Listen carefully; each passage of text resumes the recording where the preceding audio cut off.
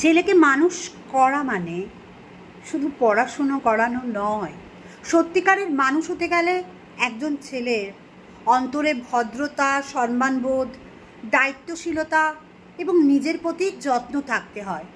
এই গুণগুলো সবচেয়ে ভালোভাবে শেখাতে পারেন একজন মা। ঘর থেকে বের হওয়ার আগেই মায়ের উচিত ছেলেকে কিছু গুরুত্বপূর্ণ জীবন পাঠ শেখানো, যা তাকে ভবিষ্যতে সাহায্য করবে। প্রথমত, যাতে কিছু একটু সে রান্না করতে পারে, কেউ না থাকলে নিজের প্রয়োজনীয় বেসিক রান্নাটুকু জানা উচিত। একজন মানুষ হিসাবে এতে তার সম্মানই বাড়বে। দ্বিতীয়ত, মেয়েদের সম্মান করা, যে তারা তোমার সমান, তাদের কথাও মনোযোগ দিয়ে শোনার এবং চেষ্টা করা উচিত, বোঝার উচিত। কারো অনুভূতিকে কখনোই ছোট করা উচিত না, এটা কখনোই ভালো আচরণ নয়। পরিচ্ছন্নতা মানে নিয়মিত স্নান, নখ, চুল, দাড়ি যা হয় পরিপাটি রাখা, পরিষ্কার পরিচ্ছন্ন রাখা, এগুলোও একটা ভদ্রতার পরিচয়। অন্যকে কষ্ট দিয়ে কখনো মজা করতে নেই। হাস্যরস এমন হতে পারে যা কাউকে অস্বস্তিতে ফেলে দিতে পারে।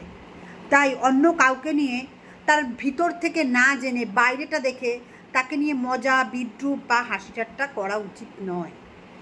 সম্পর্কের বিষয়ে একটা ভদ্রতা দেখানো উচিত। কাউকে ফোনে সম্পর্ক কখনোই ছিন্ন করা উচিত না। ফোনে অশ্লীল বা অশালীনভাবে কিছু বলা উচিত না। যা বলবে সরাসরি শালীনভাবে ভদ্রতার সাথে বিষয়টি আলোচনা করা উচিত তার সামনে বসে, এবং সেটা শালীনতা, মার্জিত ভাষা, রুচিসম্মত ব্যবহারের দ্বারা ভদ্রভাবে তাকে বুঝিয়ে বলা উচিত। ঘরের কাজ ও টুলস যেমন হাতুড়ি, স্ক্রু, ছোটোখাটো জিনিস মেরামত করা, জীবনে জরুরি যে কোনো জিনিস, ছোটোখাটো যেগুলো স্ক্রু, যন্ত্রপাতি হাতুড়ি দিয়ে করাই যায়, সেগুলো একটু শিখে রাখতে হয় ছেলেদের। মেয়েদের না বোঝার ক্ষমতা, এটা কিন্তু একটা বিরাট বড় খারাপ জিনিস। যখন কেউ বলে কিচ্ছু হয়নি, অনেক সময় সেই কিচ্ছু হয়নি কথার ভিতরে অনেক সমস্যা থাকে, সেটা মনোযোগ দিয়ে বোঝার চেষ্টা করা। ঘরে যদি মা বা স্ত্রী বা দিদি বোন যেই থাকে, সেই গৃহিণীর কাজকে সঠিক পরিশ্রমের মূল্যায়ন করা, তাদের কষ্টকে সম্মান দেয়া, এটাকে কখনোই হালকা করে দেখা উচিত নয়।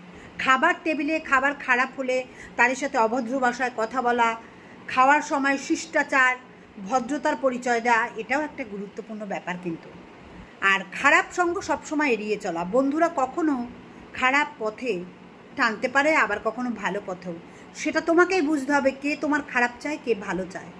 সাহস করে মুখের উপর না বলে সরে আসো, এতে তোমারই শক্তিশালী হবে, তুমিই জয়ী হবে।